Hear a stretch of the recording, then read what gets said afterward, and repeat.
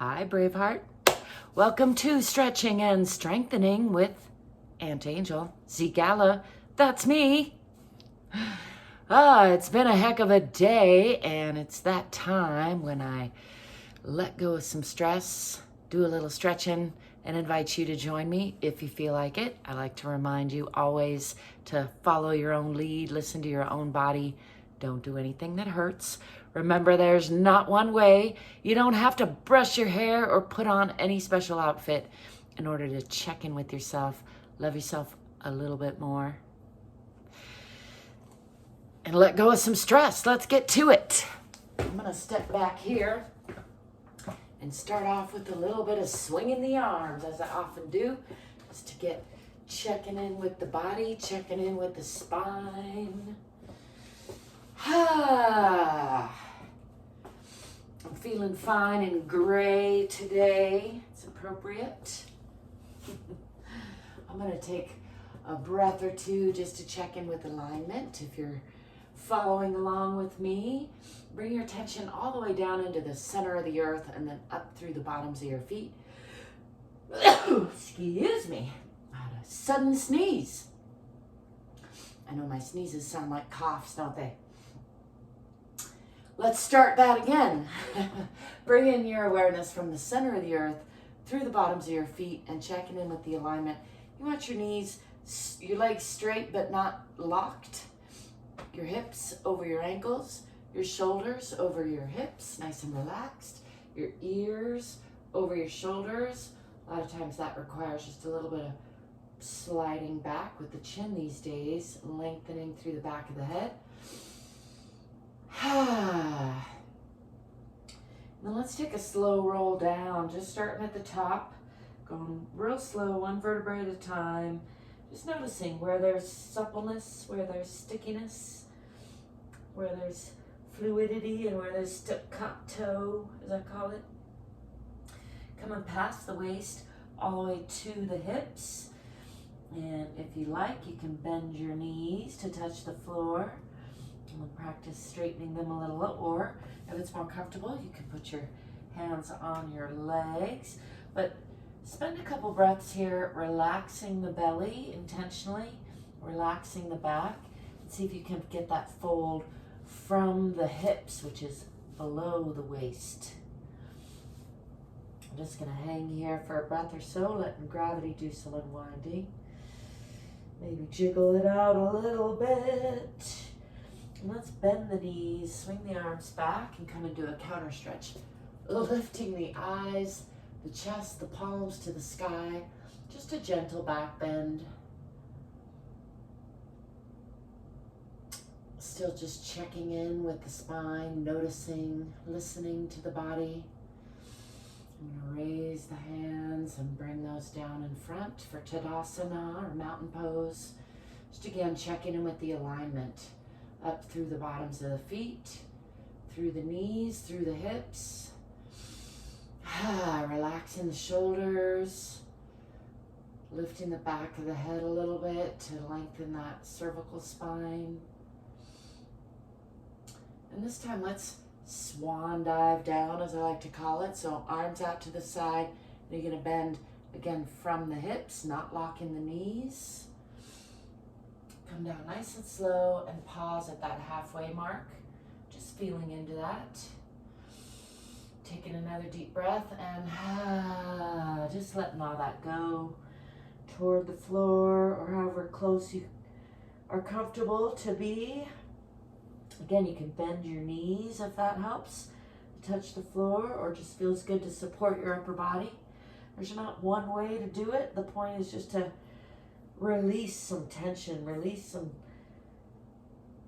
stickiness, and also just check in with the body. Let it know you're listening. Let's roll up this time.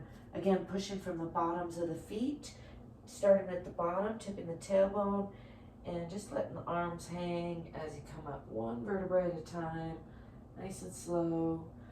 Back up into Tadasana or mountain pose, and again, going to wiggle those shoulders around and drop them a little bit. Let's step back with the left foot into a moderate lunge. I've got my fancier boots on today, so they're probably going to want to throw me off balance, but that's all right.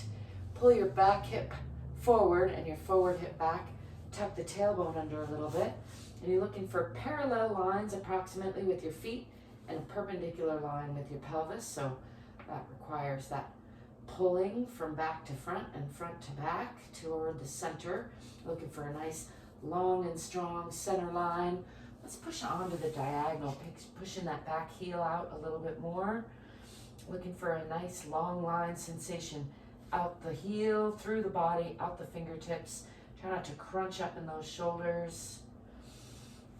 And then I'm going to continue sliding that foot out and twist into a side triangle. Slide that back foot onto the perpendicular line and use your right elbow against your right knee, so same side. Don't collapse into that side if you can help it. And then lift your left fingertips to gaze up past those fingertips. Join a nice side twisting aeroplane pose. If you're actually flying an airplane, don't take it to this extreme. I know that's just for me. Let's bring both hands down on the inside of that front leg, shifting the hip back toward the floor, and then bring that front leg back to meet the back leg. Fingers are wide, palms are strong, and you're going to push back into the hips, down into the heels. Now let's bend the right knee and push more into that left. Bend the left, push more into the right. And one more time, pushing into the left. Pushing into the right, my boots are slipping, making it exciting. Pushing back into both heels, pushing the hips back toward the wall behind. Pressing the heart toward the center of the earth, tipping the tailbone a little bit toward the back of the head. An extra stretch up the sides, backs of those legs. And then let's slide those feet out and come through a plank position or chaturanga, and then dropping the knees and the belly.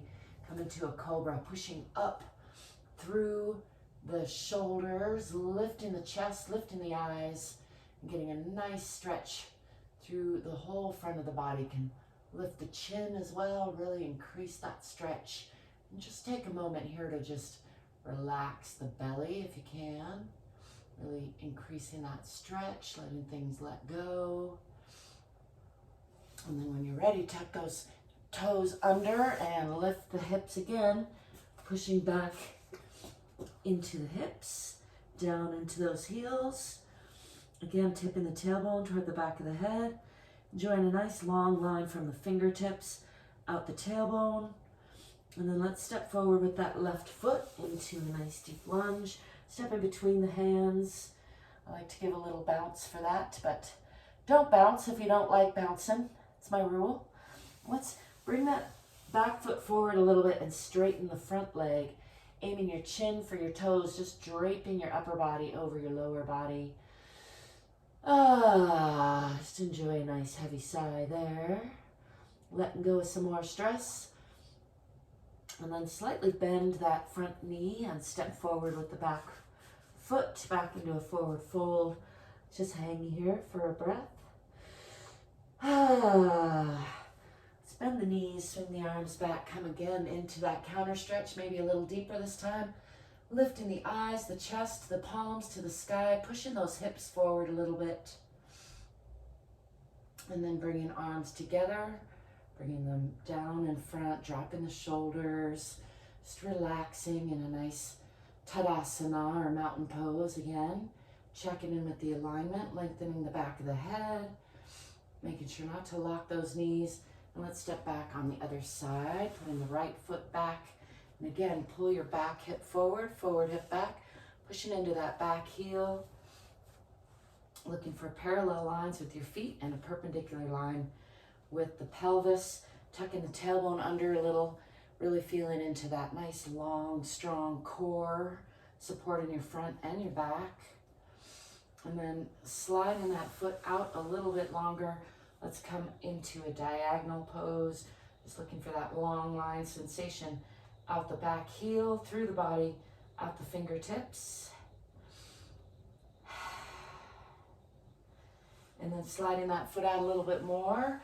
twisting that back heel onto the perpendicular line and bringing your left arm on the inside of your left foot, kind of using for torque and support. Lifting the right fingertips, gazing up past those fingertips.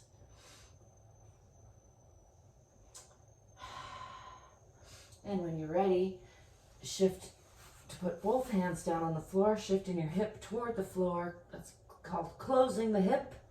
And bringing weight onto the hands, bring that front foot back to meet the back foot. Again, pressing back in the hips, pressing down in the heels, tipping the tailbone toward the back of the head. Looking for a nice long line from fingertips out the tailbone. Let's do just a little bit of shifting, bending one knee and then the other, just increasing that stretch there. You can play around with that however feels good. Palms are nice and strong, pressing the heart toward the center of the earth. And then sliding these feet out, I'm going to drop the hips and the knees, coming into that cobra position again, letting go of the toes, pressing up in the chest, lifting the eyes, lifting the chin. I could add a little tongue stretch there if that feels good. You don't get to do that often, so try it out, I recommend. And when you're ready, tuck the toes under again and lift the hips, pressing back into the hips, pressing the hips back toward the wall behind you, pressing down in those heels. And then we're going to step forward with the right foot in between the hands, a nice deep lunge on that side. Enjoying a little bounce if you like to bounce. No bounce if you don't like to bounce. What do they call that? Dealer's choice. And sliding that back foot forward a little bit. Straighten your front leg and drape your upper body over your lower body. Aiming your chin for your toes. Just enjoying a nice lengthening there. Letting gravity help you do some unwinding. Giving that a breath or two. Enjoy a heavy sigh if you feel inclined. You have full permission to sigh when you're doing yoga. Maybe not at work sometimes, but here you do. And then bending that front leg slightly, step forward with your back foot. And again, hang here in a forward fold. Just letting gravity do some unwinding. Let's bring the hands behind the back and add a little pressing palms. You can point a finger if you like and rotate the shoulder blades, aiming elbows for each other. Let's bring the shoulders into a deeper stretch. Wherever's comfortable. I like to kind of play around here. You can play around too to see what feels best between an active stretch where I'm really pulling my elbows toward each other, really working to stretch the chest and the shoulders, and then keeping the hands clasped and just relaxing everything else, letting that go into a passive stretch, gravity doing all the work. And you may be surprised at how much more flexible you can get if you alternate. Again, active stretching, so pulling into that stretch, activating the muscles in order to elongate the opposite muscles, and then releasing that, keeping the hands clasped so the hands don't fall, but just letting everything else relax. Aiming your chin for your knees approximately, or somewhere towards your lower legs, or your upper leg, your legs. Let's bring those hands down. Let's give the low back a little love, a little checking in. Adjust your shirt if you need to, as I do. And I'm going to check in with the body. I haven't been doing that as much. Just check in with the toes, just letting the body know that I care, that I'm checking. Give those ankles a squeeze. Come on up and give the knees a little rub. Let it roll up slowly as I check in with the body. So tipping the tailbone. Again, that slow straightening up. Check in with the hips. Check in with the butt and the abdomen and the lungs, the torso, the heart, the chest. Check in with the neck.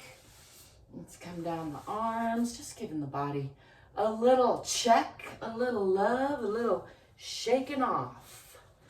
I think that'll do for a quick stretch and snack. I'm trying to keep them short and sweet and remind you it doesn't have to take a long time. It doesn't have to be hard. You can, of course, always do more. And I find when I do my minimums, as I call them, regularly, it gets quite easy to do more, and it feels good instead of pushing myself to the point where then I don't feel like it the next day because I'm too sore. And I like to do that sometimes too. I'm not knocking that, but I encourage you to find a routine that you can do every day that doesn't hurt, that allows you to check in with your body, love yourself, let your body know that you care. It's the one thing that's with you this whole lifetime. So you can give it 15 minutes, 2 minutes, 20 minutes. You're worth it. I like to remind everybody you're enough. You're worthy of your own love exactly as you are.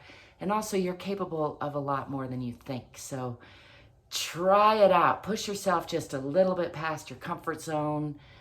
Get a little bit more curious. Get a little bit more courageous. Stay fit and free. Thanks for stopping by. Don't forget to like and subscribe. And until next time, peace.